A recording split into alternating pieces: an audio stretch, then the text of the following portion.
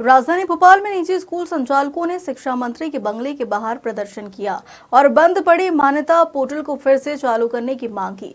School संचालकों का कहना है कि पोर्टल के लिए अधिकारियों से लेकर सीएम तक गुहार लगाई है, लेकिन उनकी मांगों पर कोई ध्यान नहीं दिया गया। मध्य प्रदेश से निजी स्कूल संचालकों ने शिक्षा मंत्री के बंगले के बाहर शांतिपूर्ण तरीके से प्रदर्शन किया। निजी स्कूल संचालकों ने मांग की है कि मान्यता के लिए जो पोर्टल बंद किया गया है उसे दोबारा चालू किया जाए, जिससे कि वह अपना स्कूल शुरू कर सके। निजी स्कूल संचालकों का यह भी कहना है कि उन्होंने इसके लिए अधिकारियों से लेकर मुख्यमंत्री तक गुहार लगाई है, लेकिन उनकी मांगों पर कोई ध्यान नहीं दिया गया, जिसका सीधा असर शिक्षण कार्य पर पड़ रहा है। मंच जिंदाबाद, संचालक मंच जिंदाबाद, भारत माता की जय, भारत माता की जय, भारत माता की जय। मान्यता पोर्टल मान्यता पोर्टल हमारी मुख्य मांग है, हमारे लिए मान्यता का पोर्टल जो बंद कर दिया गया है उसे दोबारा खोला जाए, ताकि हम सभी लोग अपना स्कूल दोबारा संचालित कर सकें। पिछले 6 माह से लगातार ये मांग कर रहे हैं सरकार से, सरकार के अधिकारियों से, मंत्रियों से, कि पोर्टल जो 1 महीने के लिए खोला गया था उसमें कुछ नियम जो गलत लगा दिए गए थे, उन नियमों के कारण हमने झूठ बोलना उचित नहीं समझा और अपने पोर्टल पर अपनी जानकारी नहीं भरी।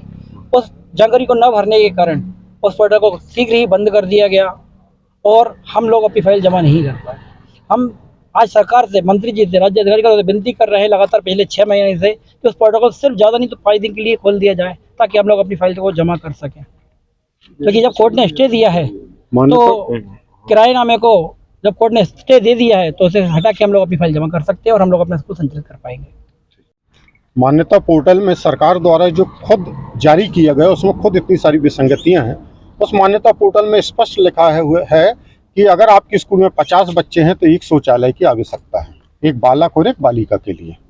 लेकिन जब मान्यता पोर्टल पे हम आवेदन फिल करते हैं तो उसमें 6 से कम अगर हम लिखते हैं तो वो मान्यता पोर्टल उसमें एक्सेप्ट ही नहीं करता। नियम से देखा जाए तो 100 बच्चे पे 2 शौचालय चाहिए, लेकिन जब तक हम उसमें 6 नहीं भरेंगे तब तक वो एक्सेप्ट नहीं करेगा। फिर अग्निशामक यंत्र चाहिए, फिर आपको पत्रिकाएं चाहिए और दूसरा रजिस्टर्ड किराएनामा हमको अपलोड करना पड़ेगा। अगर हम उसकी जगह नोटरीकृत किराएनामा अगर लगाते हैं तो आपने अभी बहुत पहले देखा था कि जबलपुर में लगभग 21 स्कूल संचालकों को 3 महीने बंद रखा गया।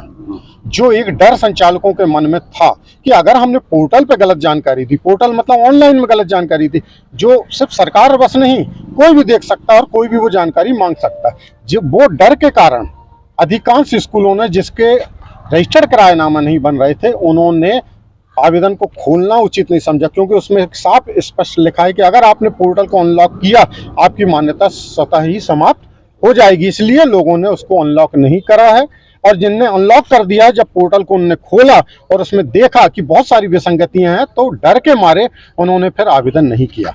और मैं बता दूं आपको कि शुरू में लगभग 17,000 स्कूल संचालकों ने इसका विरोध करा 10 जनवरी को इसी भोपाल में आके, लेकिन सरकार का दबाव, प्रेशर इतना रहा, वो रहा, जैसे तैसे लोगों ने किया। अभी भी लगभग 4,820 स्कूल ऐसे हैं जिन्होंने अनलॉक नहीं करा, जिसमें से लगभग 1,000 स्कूलों ने तो कसम खा ली कि अब हम बंद कर रहे हैं।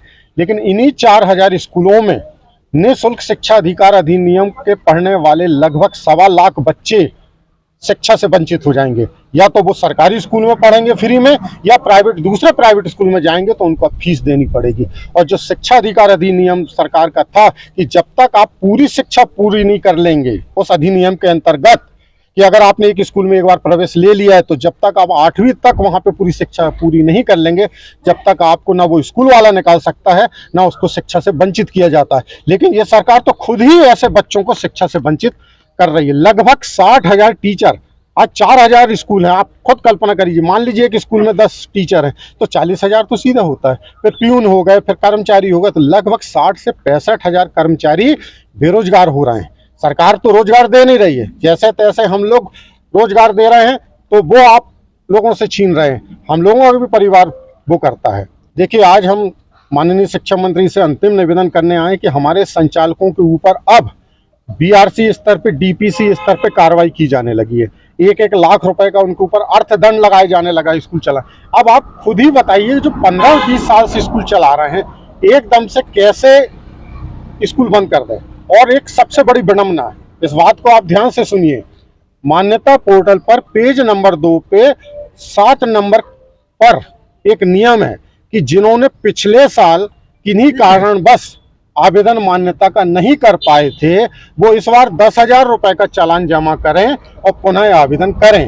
और हम यहाँ पे निवेदन कर करके थक गए कि हम इसी साल आवेदन करना चाहते हैं, लेकिन सरकार नहीं खोल रही। हमसे भी 10,000 रुपए ले लो, लेकिन पोर्टल खोल दो।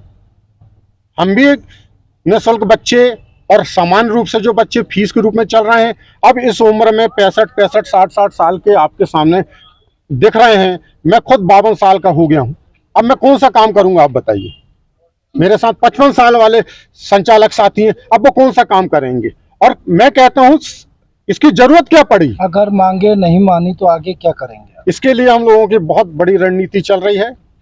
कोर्ट की शरण में भी हम लोग विचार बनाए हुए हैं। एक बार गए थे तो हम लोगों को स्टे मिला, जिसमें अभी बहुत सारे स्कूलों को मान्यता भी मिल चुकी है बिना रजिस्टर्ड किराएनामा को लेकर। लेकिन अगर सरकार हमारी बात नहीं मानती है तो हम आपको बता दे रहे हैं कि लगभग 1-1.5 महीने बाद मध्य प्रदेश का एक स्कूल, प्राइवेट स्कूल टोटल अनिश्चितकालीन बंद के रूप में जाएगा। क्योंकि अब हम लोग बार बार पूरा मध्य प्रदेश हम यहाँ तो लाके इकट्ठा कर नहीं सकते।